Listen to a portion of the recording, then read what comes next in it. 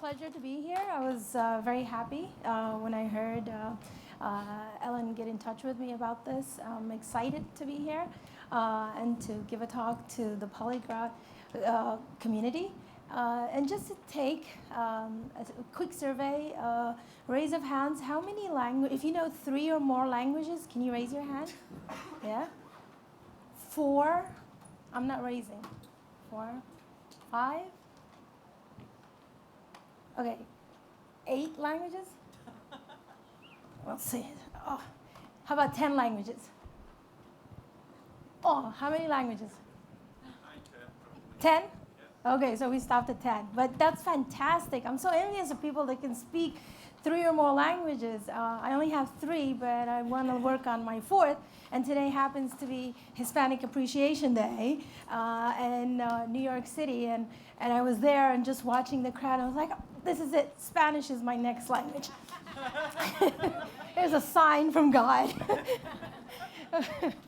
So my research is basically on foreign language anxiety. And I'm a postdoc at UC Berkeley. And I focus on how language anxiety affects language learner, and especially how culture plays into effect. So I focus on the Arab language learners and how anxiety affects them when we put in culture as well. And so what started as when I was at the University of London, working there, and I thought about an idea of all my research was on people telling me their stories of how anxiety affected them while learning the language. And, yes, I was empathetic with them, but I never experienced it. So because I was fortunate enough to learn English at a very young age. I'm from Saudi Arabia. And I moved to the US for my father's work with him. So I learned English at a very young age. So I didn't have that kind of anxiety. But when they were telling me they were experiencing this and that, and I was like, yeah, I can understand where you're, but really, I didn't really understand completely. So I thought of this idea, and I told my colleague at the University of London, we laughed about it, and said, yeah, I want to do a research, and I want to learn a 3rd language, and I want to see how an experienced language applied linguist would maybe feel when they're learning that 3rd language. And would I actually go through that anxiety that all my research students were telling me that they were going through? And so I took upon myself to learn the 3rd language, and I chose Turkish. So in London, I chose Turkish. I didn't want a language that anybody around me would know, although London is like New York, basically. You have lots of languages. But not the case. I didn't have anybody in my immediate area that would speak Turkish. So it was a foreign language. So I took Turkish, and I started taking classes in London. And when I moved to Berkeley, I still continued the research and took classes in Turkish. So this is a little bit of a background of my research and my history about language anxiety. But we really don't know. What started off as when I did this research, I was just going to do as a published paper. But what it really is, it was so much information that I got in this process that it wasn't actually good. It was too much to be an article, and this was the final end product, which is my book that became a bestseller. So it's called Anxious Language Learner, A Saudi Woman's Story. And in it, I talk about my journey of language learning from an early age in English and then going to Turkish, and how the anxiety affected me. And I report on how my students were also, my participants were telling me about the anxiety, and I can feel for what they said and identify with them. So for us all to understand what foreign language anxiety, we say it, but do we really understand what it is? So foreign language anxiety, what does it really mean? McIntyre explains it and says it's the worry and negative emotional reaction aroused when learning or using a second language. Our focus is on negative emotional. So that is one definition of what foreign language anxiety is. Now, why is foreign language anxiety very important for us? One, we have that foreign language anxiety actually has an effect on language learners. It could be negative or positive. If it's positive, fantastic, more power to you. that's not a problem. But what we're really focusing on is the negative part. That's the one that deters people from learning new languages. So we know that from research that high anxiety has a negative impact on language learning, and negative relationship between foreign language anxiety and achievement. So if one goes up, foreign language goes up, your achievement goes down, and vice versa. So, and Frederick Saunders talks about it and says, and this is, I really love this when I was reading it, and it says, brain cells create ideas, stress kills brain cells, so basically stress is not a good idea. And I thought that was, cliche, but that's really good, yes. So what happens if we bring in culture with that foreign language anxiety? So that mix of what foreign language anxiety is, but you know what? When you're learning a language, you're not only learning those specific words, but you're actually learning that culture as well. So put in this with culture, and so we wanted to know what is culture, so we're all at the same point thinking what it is, understanding it. Edward Hall talks about it, and he says, what gives man his identity, no matter where he's born, is his culture. The total communication framework, so the words, the action, the postures, the gestures, the tone of voice that is being used, facial expressions, and it even goes to the way that he defends himself. All of that is considered culture. And I thought that was really fantastic. Also, Reisiger talks about what is culture, and it says human culture always includes language, and human language cannot be conceived without culture. So right there and then, you know that those two are together. So you pick up a new language, you pick up that culture with that new language. And there's another research that says having a new language is having another soul. So, Mister, you have 10 languages, you've got 10 souls in there, because you're functioning in each language differently because of that culture that's coming in with that language. So if you have 10, more power to you. So you're functioning differently in every one of those languages. And that's what makes it so fascinating. So just to give a brief overview, not very specific, about the difference of the two cultures that you're bringing in together. And in my case, for the sake of this book, I was comparing between the American culture that I was exposed to as a very young age coming in from Saudi Arabia with the Arab culture that I was used to and coming in here. So for example, and these are not points like exactly, there's not a lot of details, but what I wanted to get is an idea of how different those two cultures is and how come those can make a big clash. But in no case am I advocating one culture over another. It's just that the beauty of culture, and we have to accept that. So for the American culture, we see that communication is always very specific and direct. Saving face is favorable, but you know what? Hey, if you don't succeed once, you can try again, yeah? And respect teacher, but you're always free to express your mind. That's fine. Repetition, maybe for the listeners, like if you keep repeating, you're like thinking that you're not paying attention. Or for the speaker, the statement was not heard or not taken seriously. So these are just very, brief things that I want to, talk about. But when we come to the Arab culture, people tend to talk around the point. If you're too direct, you could offend somebody. So you could just see that those two, business people I see, because I do coaching, and I see how they are very different. They cannot do this because they cannot go around and you get my idea. But no, you're going to say it directly, and that would be very offensive for the Arab culture. Honor is very highly valued, so saving face is very highly regarded. So get it right for the first time. There's no trying again, because you've already lost the respect of your peers if you did it wrong. So, and also for respecting teachers is very, very high in the ladder. So whatever the teacher says is the correct thing. So no second saying that. Repetition in Arabic is very positive because it's like, just to make sure, that double check, that's fine. So just from those little bits and pieces and the educational system to put it on. So if you're learning a new language or trying to communicate in those two different cultures, that is very, very confusing. So how does saving face come into that mixture? So I wanted to talk about my experiences from the book.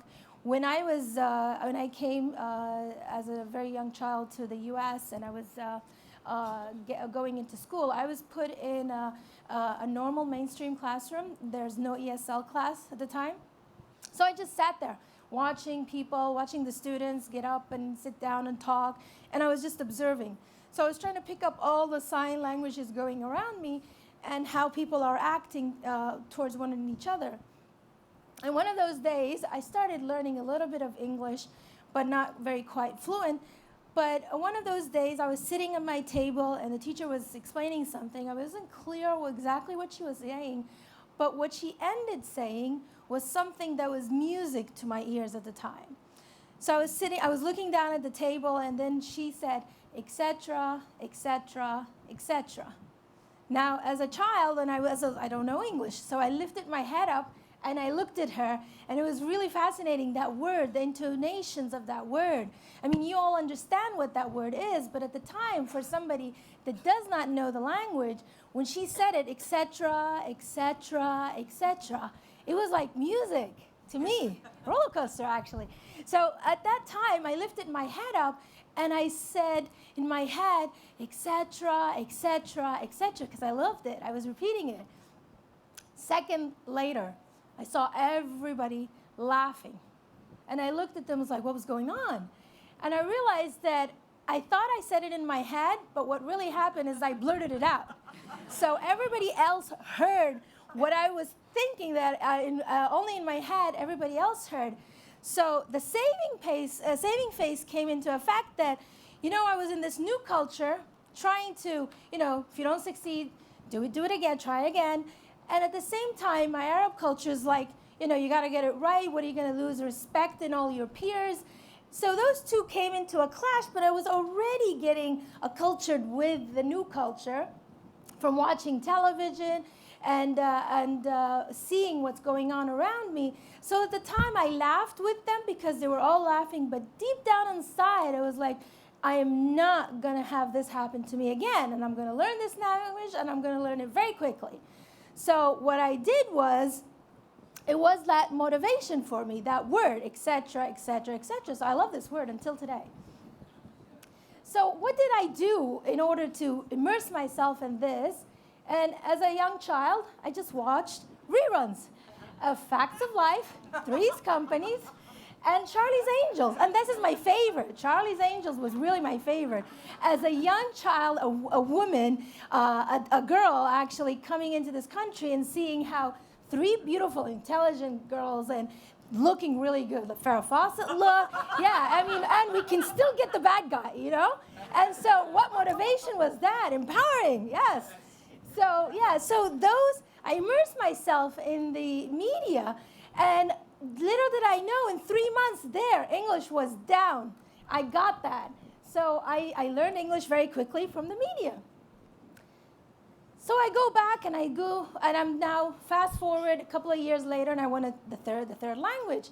And when I thought I'm going to pick up Turkish, so I'm going to go to class and learn Turkish. But what am I going to do other than that?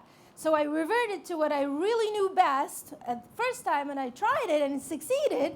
So let's do this again. And I started watching Turkish soap operas and trying to get the understanding of them, because where am I going to be speaking to somebody in Turkish in London? I didn't have anybody. So one of those days that we go into class, and it was small talk. So we all prepare something, or the teacher would ask you a question or two. How was your day? How are you doing?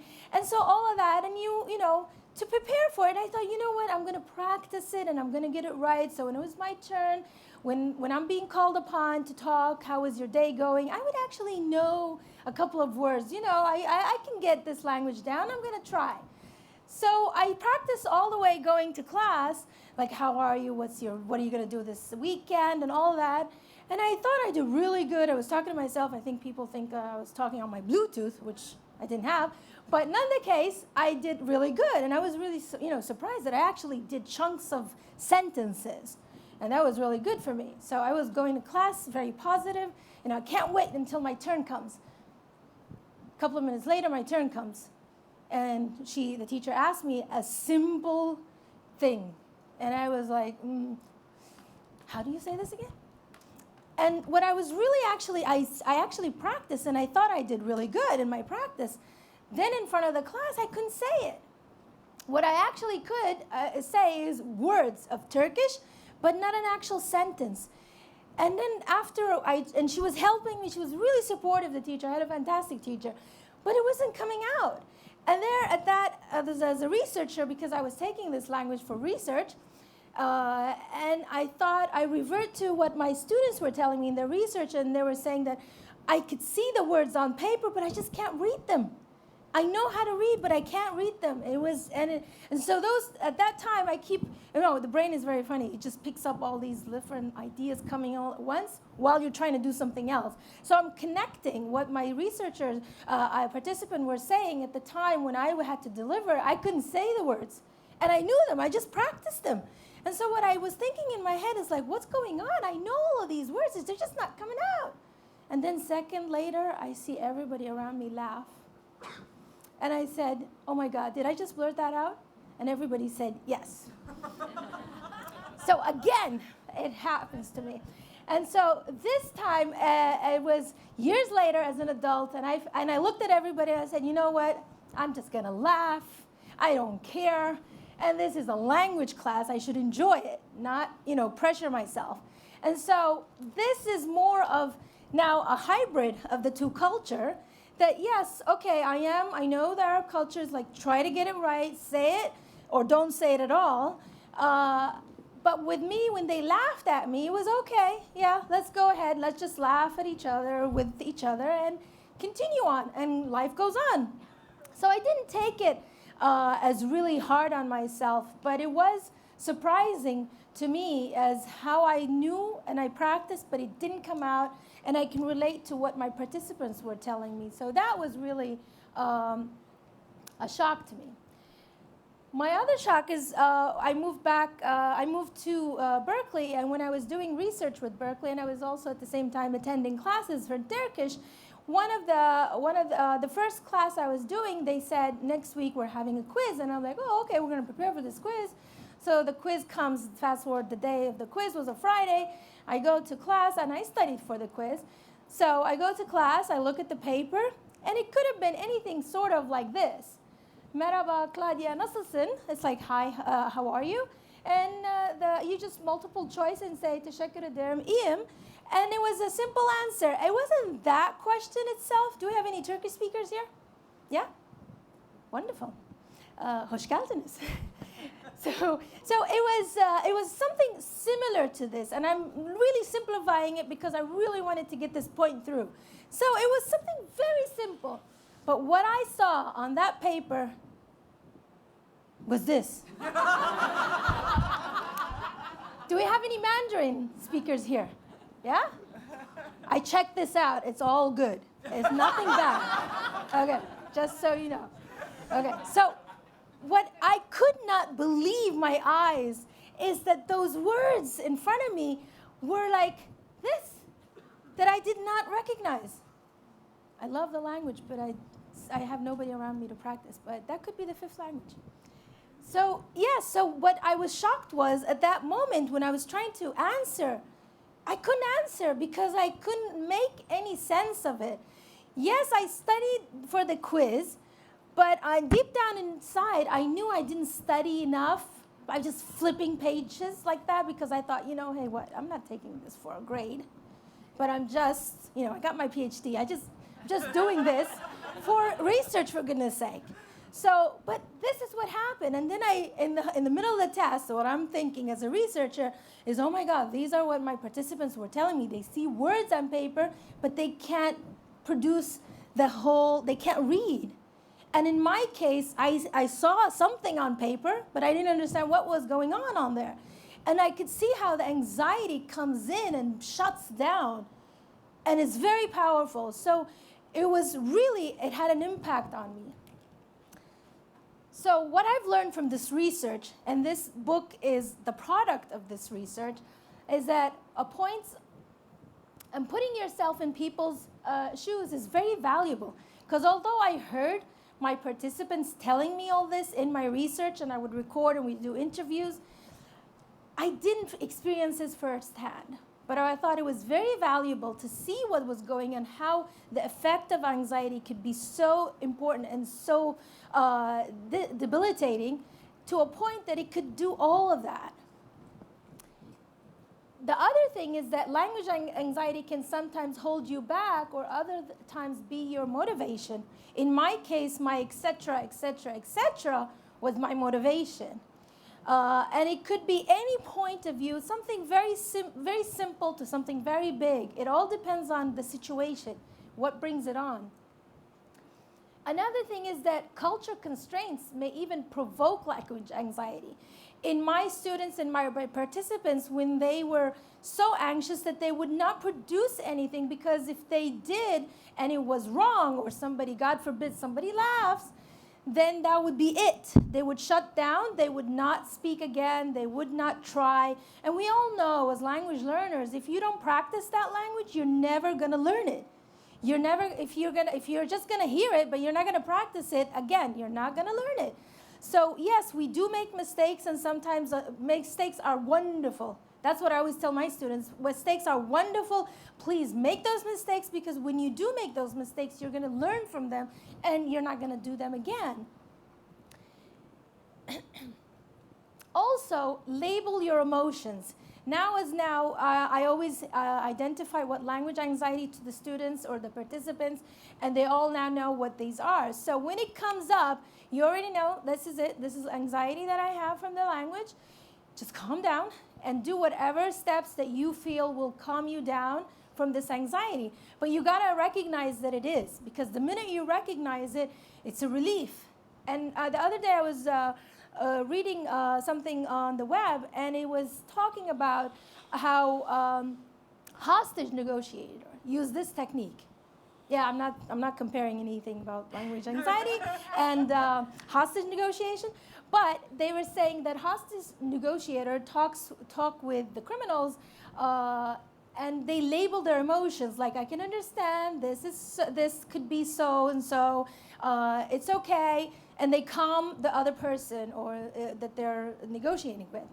But it is a technique that you actually have to learn in order to calm yourself down within the situation of language anxiety as well, because from there on you can help yourself. But if you don't know what's going on through the situation, you might just resent that language and say, you know what, I'm not a good language learner, I don't want to continue with this. So, and also when you make decisions, we reduce stratum activity, and that's a part of the brain that actually produces the anxiety. And so when we say that this, some people say I have to be proficient in this or I won't do it. But it's okay. Sometimes it's only you want to be just proficient for the sake of work, let's say, to just basic communication. When you make a decision that this is what I want up to here, that's fine. So from there on, you have a relief that I made this decision, now I can move on to something else.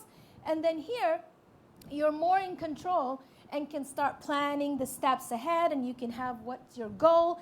But you gotta make that decision for whatever reason, for it be getting to the mid level of that language, or you have to be at a basic level. Whatever it is, it's up to you. But when you make that decision, you are free more to start planning, to have a goal for that. So breaking down those goals that you have is very important.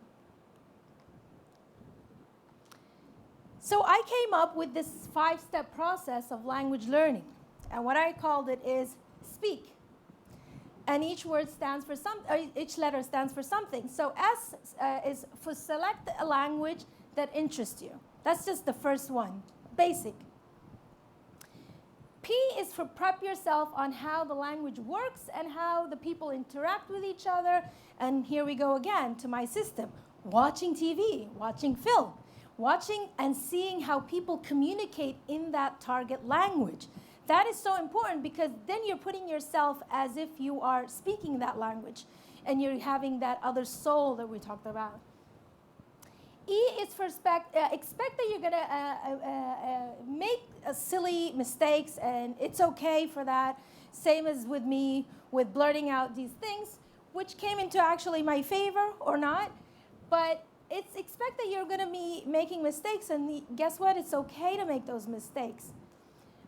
A is apply the words whenever you can when you're engaging in speak. So what I started doing is that when I was talking to some of my friends, and I had, when I go to Turkey to give talks at the university there, what I would do is if I didn't know how to speak in academic style, so I would speak a couple of words in English and then plug in the Turkish that I have in there, and it would be a funny word, because it wouldn't be a funny word, but it would be a funny sentence, because half of it in English, half of it in Turkish, and I'm trying to mesh those two in because I wanted to get the idea through. So they would laugh, and I said, don't laugh. I'm trying to get as much as I can out there in order to get my brain thinking in that other language. But I don't have the academics to do it behind it. But as much as you can with the new language to put it in and insert it in whatever you know language, gives us an identification that you got the concept, you just don't know how to apply it, but the applying is going to get easier as you practice it. The K is for keep going. You know what? Don't get discouraged. I know language anxiety could be discouraging, but it doesn't have to be. It's you choosing to identifying it and to lessen it by setting goals for yourself, breaking it down, and getting through it. So that's the speak method that I came up with. And so that's my presentation. I hope you enjoyed it. And I want to open up the floor for any questions, and who would like to be the first courageous person to ask the first question.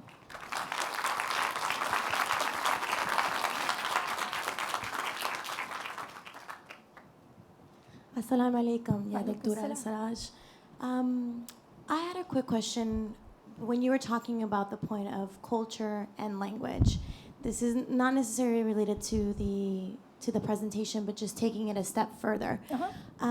With all the situation that's happening in Europe, with all the refugees coming in, and a lot of them predominantly being Arab-speaking refugees, personally, I don't think that Europe, and it has shown over the years, including with Turkish migration that happened in the 80s, where they were, encouraged to come so they could help in manual labor, that Europe has never been very good at completely putting in maybe the proper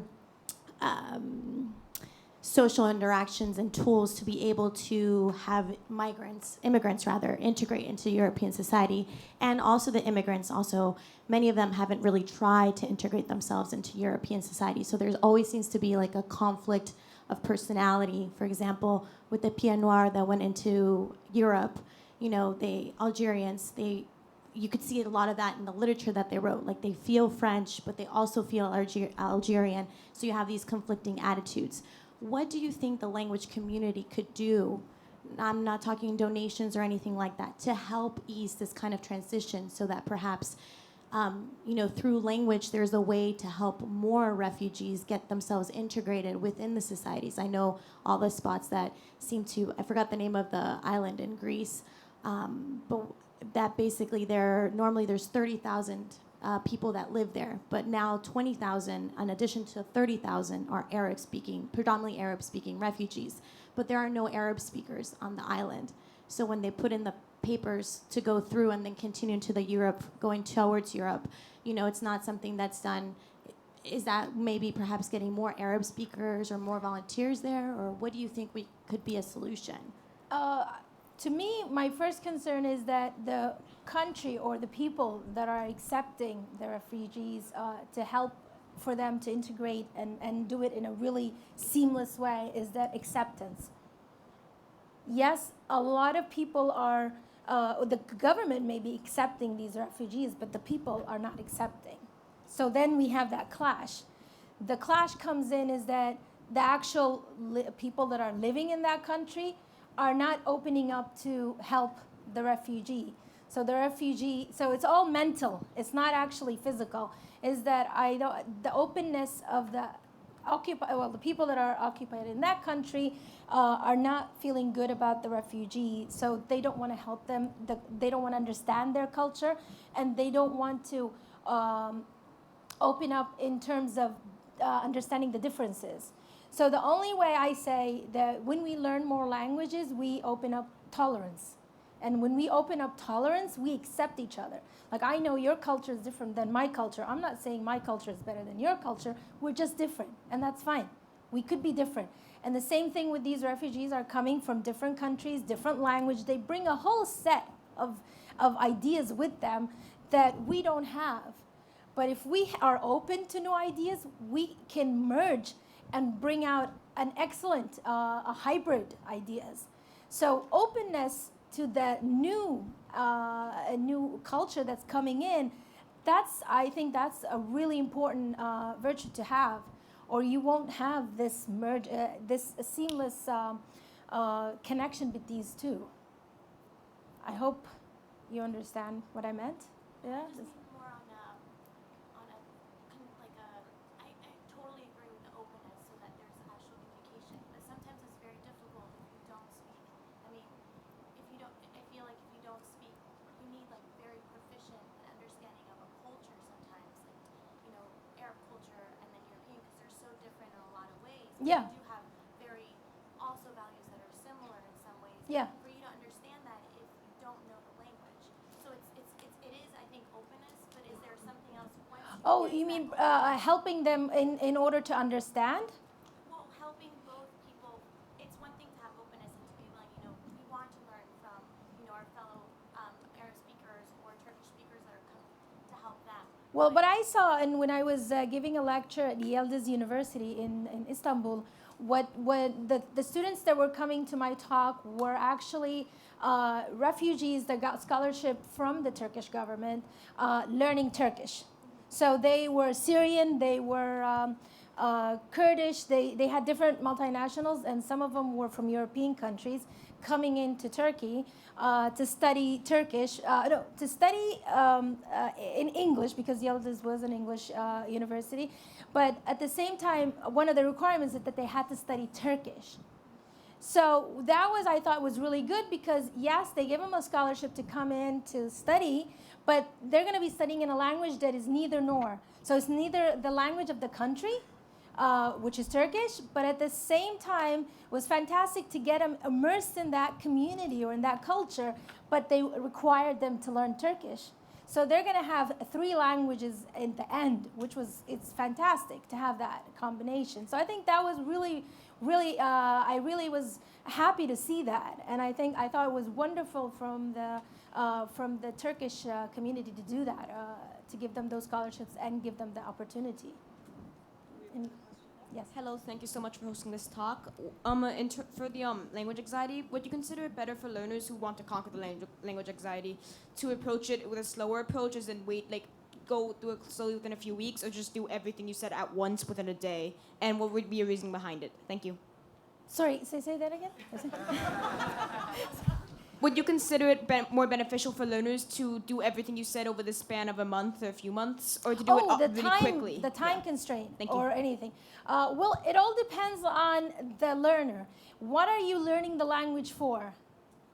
Well, I'm learning it just for travel. Okay, so then you're going to say, what you're going to do is very important, is to have a goal and to break down that goal. Like not saying, okay, I'm going to learn this in 3 months. Okay, top down, I'm going to learn it.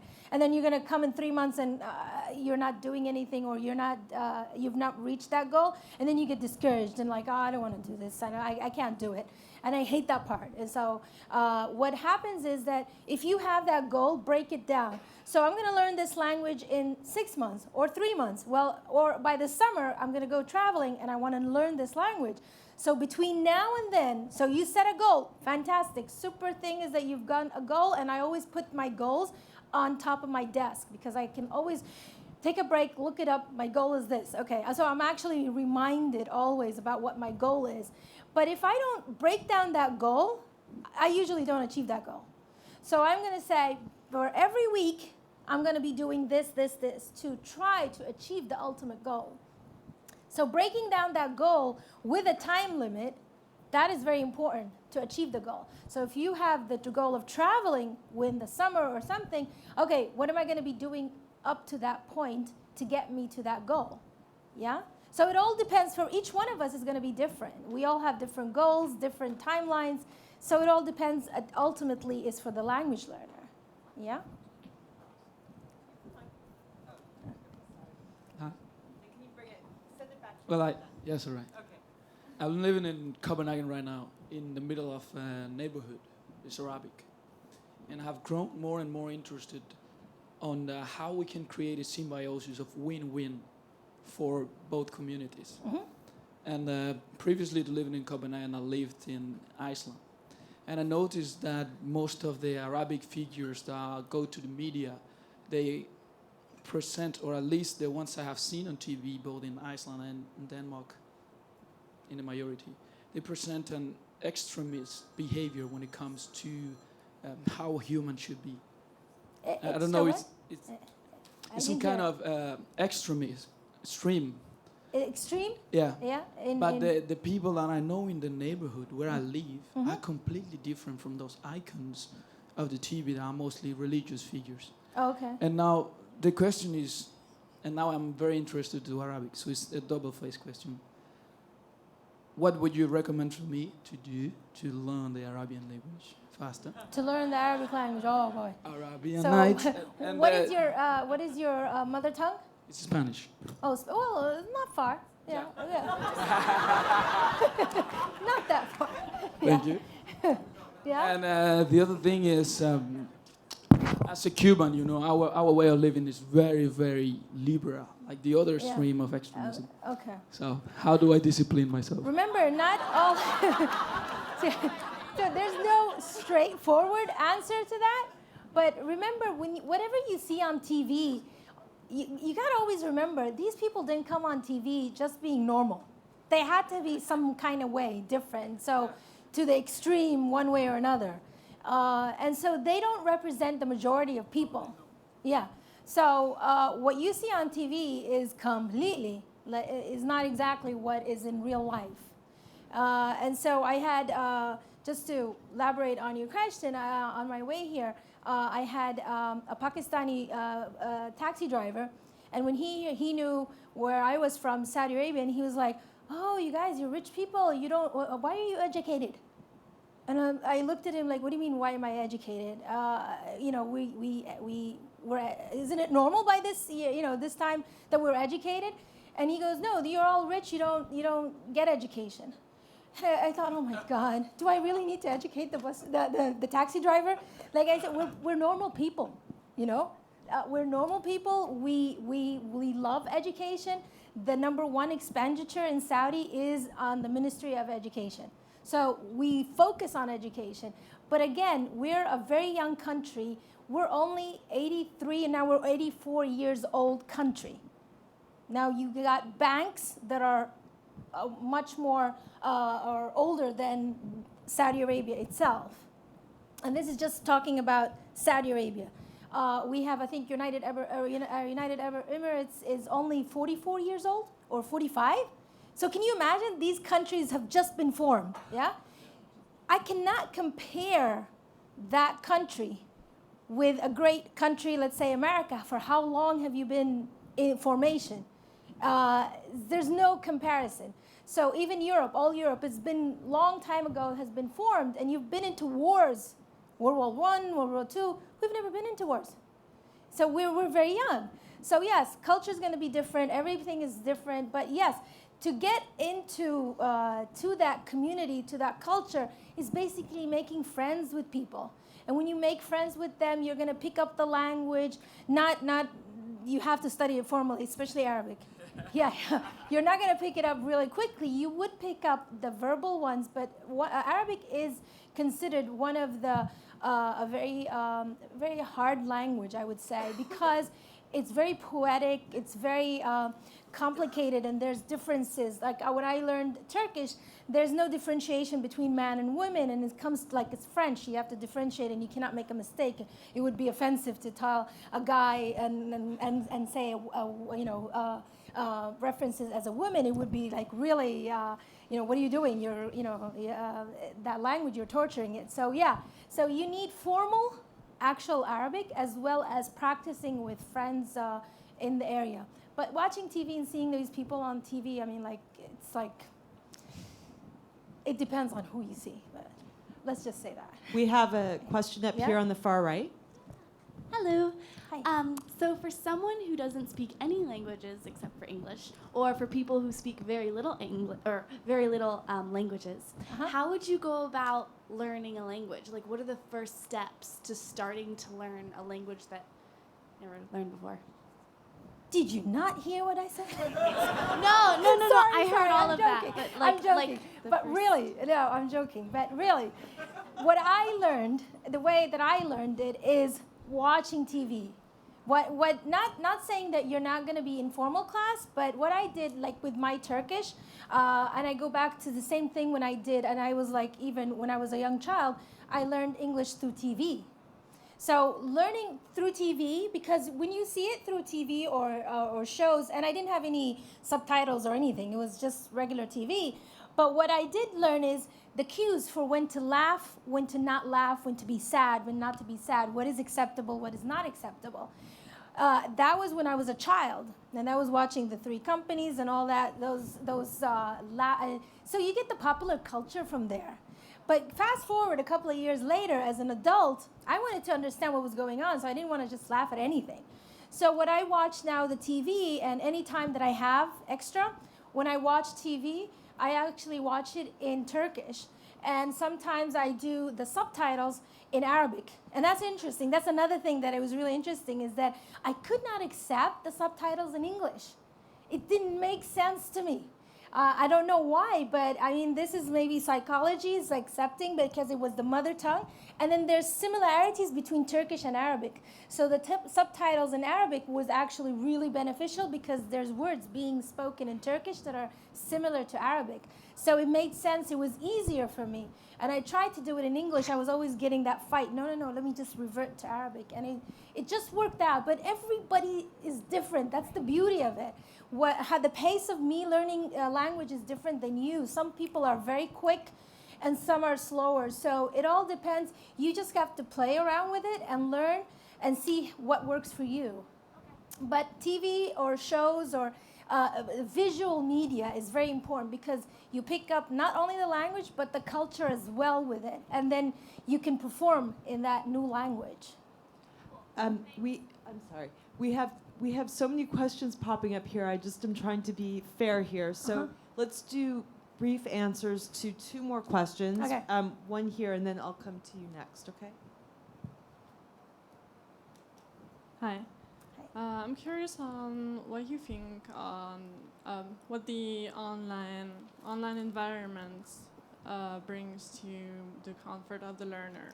Because I have worked in classrooms and also online, and I've seen that learners were very relaxed online. Well, more relaxed because they could practice the language from home or from their sofa.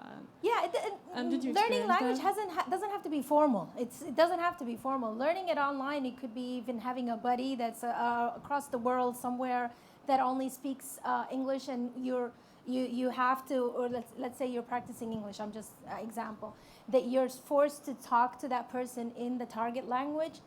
It's having a system that works for you. I mean, a lot of people now are into technology and love learning through technology. It could be different from one person to another. For me, I like people. I want to talk to somebody and make that mistakes, and we could laugh at each other and get it right. Maybe that communication in through Skype or through a tutor that could be online works for some people.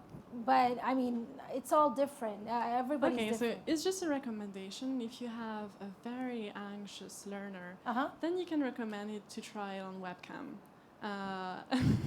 Yeah, could be. Yeah, it can be a way to overcome anxiety. To overcome anxiety. Yeah, research shows us that learning any language formally provokes anxiety. But when you learn that language or the target language in a very friendly environment, like from a friend or a person that you know or you want to target that language, then you're not anxious as much. And that's been proven through research. I was an ESL instructor in Saudi Arabia for a number of years, actually, and one of the biggest challenges that I faced with my students, because I recognized that they didn't want to make a mistake in front of their peers, and they didn't want to, lose that honor and have people laugh at them. So, as an educator, that brings about, a dilemma. When do you, and how do you correct mistakes in a way that allows learners to save face? So, the question is really, what's the responsibility for educators, language coaches, or just native speakers that are speaking with people who are, studying the target language? What's their responsibility to reduce the anxiety of the learner? Yeah, that's a very good point that you brought up, because I was also an ESL lecturer at one of the universities in Saudi. And when I was there, all my students were like this. And I told you, I'm now already acculturated to one culture and another, and so I'm a hybrid of both. So I understand where they're coming from, but I know that's not the way that you should be doing it. So I always explain to them at the beginning, guys, we're going to be laughing. There's a lot of laughter going to happen in this classroom, but guess what? It's not laughing at you, it's laughing with you. And we're going to have lots of fun, and language learning should be fun. And so when you press on that and you keep saying it over and over again, my students were more acceptable of making mistakes. And then I started getting them participating in class, because before they didn't want to say a word because they're going to make a mistake. So I guess opening the conversation with the students and explaining to them that it's okay, that is re-educating them and shifting their mindset from what they were already preset as that culture requires them to do. I think that's the best way. Thank you so much. Thank you.